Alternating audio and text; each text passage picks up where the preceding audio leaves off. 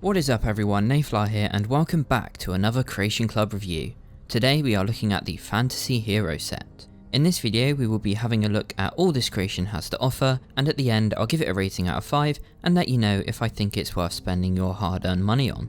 This creation costs 300 credits, which roughly translates to $3 American or £2 British.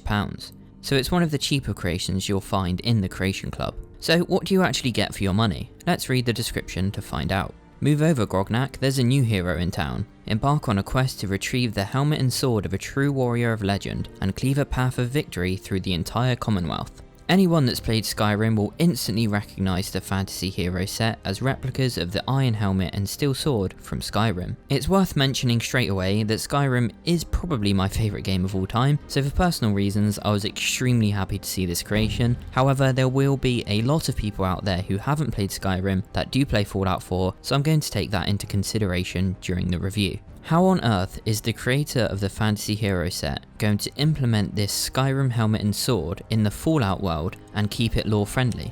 Surely that's an impossible job. We're going to quickly run through the quest to find out. If you want to avoid spoilers because you plan on getting the creation and plan on playing through the quest yourself, I will leave a timestamp in the description and in the comments so that you can skip the quest section of this video, so to avoid spoilers, click that timestamp now.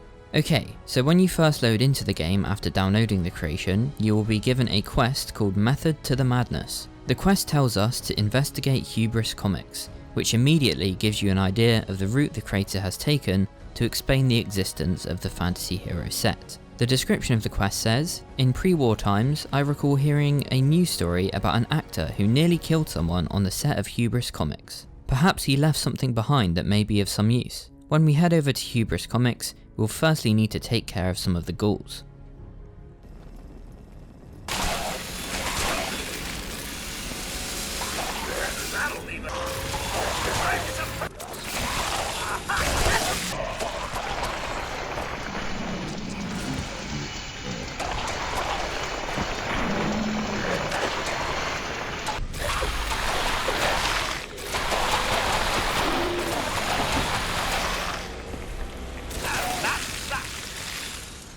Once we've killed all the ghouls and made it to the top floor of Hubris Comics, we find a new table that wasn't there before. On the table is a holotape called Director's Notes. There are a few entries on the holotape which tell a pretty funny story. The first reads, "Dave's been spending a ton of time over at Shenley's lately. We can all smell the alcohol on him, but he's adamant he's doing research. He calls the place his personal castle and says the metal statues reminded him of the golems in the script." At first I was okay with it. I mean, the battle mage he's playing does live in a castle, and it does have golems guarding the entrance. If that's what it takes to get a good performance out of him, so be it. Still, the other day I had Bob follow him and it turns out he spends half the time at the bar and the other half in the bathroom. But knowing Dave, he's going to tell me it's his goddamn throne. The next entry reads, "Dave's getting obsessed with his role. He comes into set in full armour and demands we address him by his character's name. I tried having his agent call him, only to find out he's cut off the electricity in his home, and I'm not sure what he's had for lunch, but Bob swears it was still moving." Next casting call, I'm going to tell Jenny no more method actors. The next entry reads, "Can someone please hide the new sword and helmet before the next shoot? I've told Dave time and time again that we'll live with his bullshit so long as he doesn't endanger the crew. The fact that he brought a real sword on set is pretty much the opposite of what I asked for. He nearly sliced off Bob's ear whipping that thing around, and I'm afraid if he kills him, the insurance isn't going to cover it. On top of that, all the screaming he does in that fake language is starting to grate on everyone." Must be referring to the dragon language. I warned him, one more stunt like this and I'm going to write the character off with the most excruciating death imaginable. Let's see him method act that. The penultimate entry says, "When Dave found out about the script changes, he just about lost it. He kept saying this nonsense about his new levitation spell and went out to the roof to prove he could fly. They're trying to talk him off the ledge right now, but I feel like most of us would be okay with it if he just went ahead and jumped. The problem is he's wearing valuable set property, so we can't let that get damaged. I told Bob to go after him and secure the props before telling Dave he's fired." And the final entry reads, "Somehow Dave made it to the other ledge. He jumped onto one of his so-called golems and climbed up. They said Bob went after him, but didn't make it across." What? So Bob's killed himself? Now we're missing 2 actors and a whole bunch of props. I don't know how I'm going to explain this to the suits. No one knows where Dave went, but I'd be willing to bet he's still holed up in his imaginary castle. Wow, okay, that was a pretty insane series of events. We learned from the director's notes that the sword and helmet are actually TV, show or movie props for a battle mage character, which I think is probably the only feasible way the Skyrim helmet and sword could have found its way into the Fallout world, and the story behind the actor Dave is pretty great. However, the story doesn't end there, because now we need to check the Hubris Comics rooftop for clues. Head up to the roof and you'll find a skeleton, and next to it a note called Jenny's diary, so the skeleton must be Jenny's. The diary reads, "How on earth did Dave make that jump? Bob didn't even make it to the statue and he used to be a long jumper in high school. I've stacked the boxes as high as I could and it still seems impossible. My latest theory is that he jumped off the streetlight. We just didn't see it from where we were standing. But some of the staff is starting to wonder if he really is a battle mage. That's obviously bullshit and I refuse to believe it on general principle. Besides, if Dave really did know how to levitate, he wouldn't have needed that ladder to climb to the other ledge. Not sure what he was doing over there, but he shouted some nonsense about conjuring a key. I can't be sure, but I think I saw him fish something out of a duffel bag." After reading the note, I have a couple of questions. Firstly, why the hell did Bob risk his life, and ultimately lose his life, trying to chase after Dave? Surely it's not worth dying over some movie props. Secondly, why on earth is Jenny writing a diary entry about it right after it happened? Why didn't she alert the authorities and let them know that Dave had stolen movie property, and more importantly, let them know that Bob had stupidly jumped off a building to his death, trying to retrieve them? Jenny obviously thought that writing down the events in her diary was much more important. Plus, if her skeleton is still there, she must have been writing the diary when the sirens would have been going off for the nuclear bomb that's about to drop on Boston. I think in that situation you would probably have more important things to think about. Don't get me wrong, I think the story so far is absolutely hilarious, but there are a few holes in the story that kinda make it feel a little bit too ridiculous at this point. Anyway, once you've read the note, you'll need to head over to the roof that Dave jumped to. The jump is pretty much impossible unless you're using a jetpack. I think Jenny was probably right in her theory that Dave jumped off the light.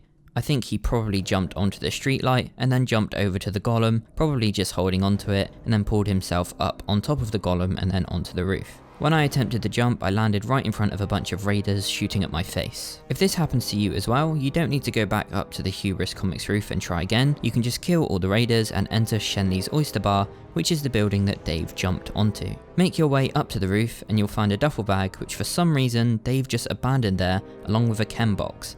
So Dave must have used chems to help him make the jump. Inside the duffel bag you will find the throne room key and notes on the throne room.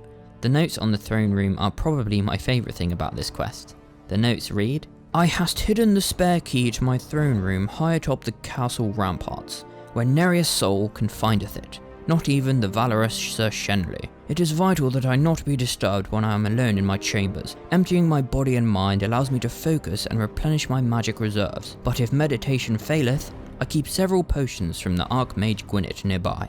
It is unfortunate that so many peasants seek to enter my private sanctuary, but as I told the others, if nature beckons, there are plenty of castles across the road where thou can relieve thyself. Still, if these rogues manage to break through the chamber's seal, they will meet a swift end by the edge of my sword, Curus Bane." Wow, Dave was certainly taking his role very seriously, and I very much enjoyed his use of Shakespearean English. But again, I'm not sure why he took the time to write this note when he was still being pursued by his colleagues. Surely he would have waited until he was safe in his throne room to write the note. When we enter the throne room, we find Dave, who is sat on his throne, which unsurprisingly turns out to be a toilet. Next to Dave is the iron helmet and steel sword that we purchased the Creation for. As we saw in the pictures on the Creation's download page, it is indeed a recreation of the iron helmet and steel sword from Skyrim. The helmet has a very good ballistic damage protection rating, a small amount of energy resistance, and features the fortifying legendary effect, which gives us +1 to our strength and endurance special stats. The steel sword does a decent amount of damage, especially for a medium speed weapon, and it features the Furious legendary effect,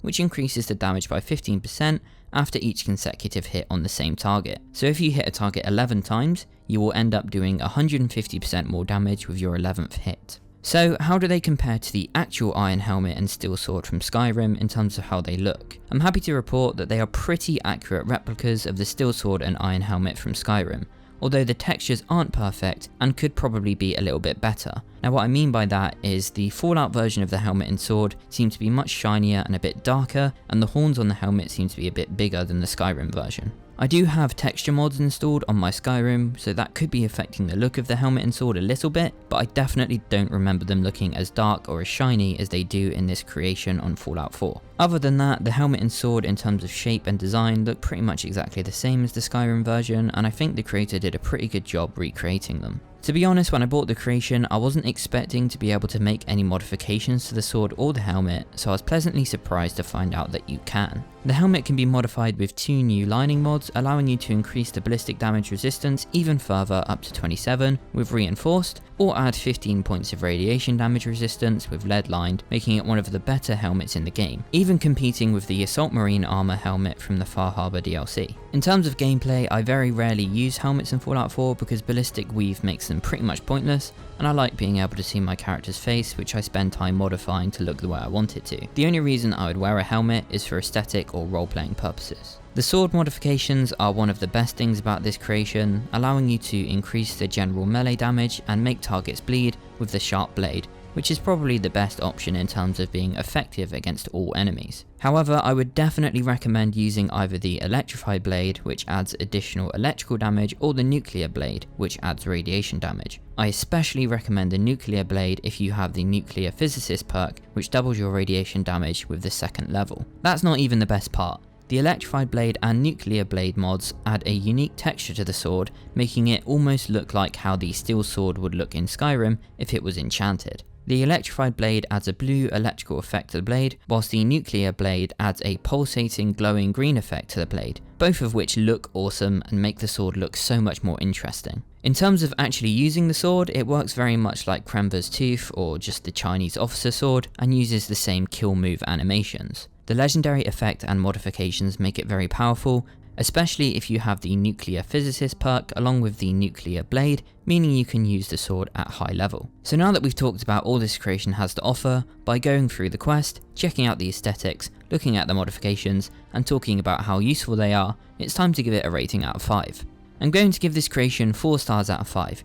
The reason behind this rating is that even though the quest is questionable and has a few plot holes, the story is hilarious, which did make me chuckle when playing through it, and was definitely in line with the ridiculous humour you will find throughout the Fallout games. The quest was simple and took you to places that already exist in the game, but when you consider the price of the creation, I think the quest was good enough. The Hubris Comics route was probably the only feasible way of introducing the sword and helmet in a lore-friendly way, and I didn't get the feeling that they shouldn't exist in the Fallout world. The sword and helmet themselves are a good recreation of the Skyrim versions, and the sword has some surprisingly good modification options. Both are powerful, but still balanced, and don't look completely out of place. If you're a big fan of Skyrim and Fallout, you will probably want to buy this creation, and I would say go for it. However, if you aren't a fan of Skyrim, I would recommend staying away from this one and just sticking to the Chinese officer's sword and the vanilla helmets, because these new items are not going to mean much to you, and you most likely won't use them,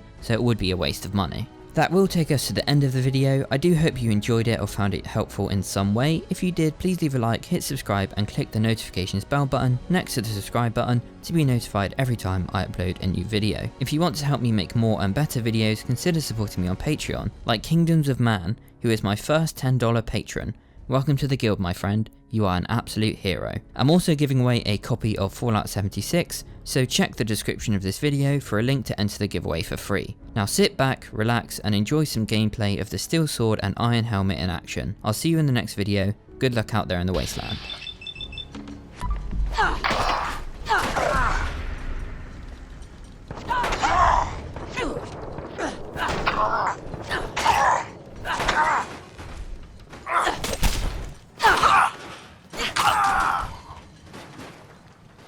Lucky hit! Wait, do you?